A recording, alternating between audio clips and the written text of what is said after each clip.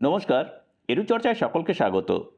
আমরা জানি যে আজ 12 তারিখ কলকাতার করুণাময়ীতে এসএসকে এমএসকের শিক্ষকদের একটি কোর কমিটির মিটিং ছিল এবং সেই মিটিং থেকে আগামী 5 তারিখে বিধানসভা অভিযান বা কলকাতার রাজপথ কাঁপিয়ে দেবার জন্য শিক্ষক সমাবেশের যে আয়োজন করা হবে সেই বিষয় নিয়ে কথা হবে।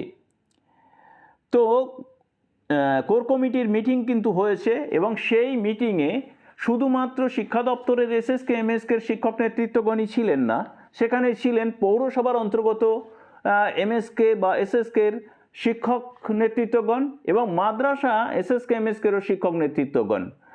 এই যে যৌথ একটি প্রচেষ্টা, এই প্রচেষ্টার ফলে আগামী 5 তারিখ নয়, আগামী 6 তারিখে কলকাতায় কিন্তু বিকাশ ভবনে একটি ডেপুটেশন দেবার, জমায়েত করে ডেপুটেশন দেবার সিদ্ধান্ত গ্রহণ করা হয়েছে। এই বিষয়ে মুকুলেশ রহমান বিশ্বাস তিনি কি বললেন সেটি এখন আপনাদেরকে আমি শোনাচ্ছি। আমরা পূর্ব নির্ধারিত মিটিংয়ের সিদ্ধান্ত মোতাবেক আজকে আমরা কোর কমিটি আজকে বসেছি এখানে।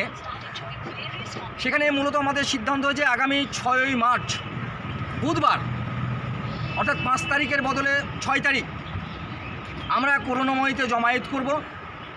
সারা পশ্চিমবাংলার এসএসকে এমএসকে শিক্ষক, সুপারভাইজার, মাদ্রাসার শিক্ষক, পৌরসভার শিক্ষক শিক্ষিকা যারা আছেন, তাদের দীর্ঘদিনের যে গ্লানি, তাদের যে দাবি, সেই দাবিকে সামনে রেখে আগামী 6ই মার্চ বৃহত্তর আন্দোলন সারা পশ্চিমবাংলা ব্যাপী আমরা কিন্তু ওই দিন থেকে শুরু করছি।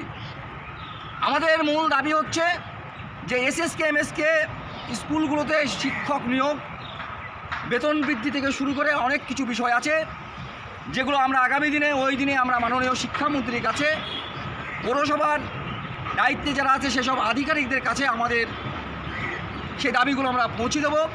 আমি অন্তত অনুরোধ করব সারা পশ্চিমবাংলার এসএসকে এমএসকে শিক্ষক, পৌরসভা, মাদ্রাসা যারা আছেন, সেসব শিক্ষক শিক্ষিকারা যারা আছেন অন্তত একটা দিন কষ্ট করে ওই দাবি আদায়ের আন্দোলনে আপনারা জোরালোভাবে আসবেন এবং সমর্থন করবেন, এই বিশ্বাসটা আমি রাখি।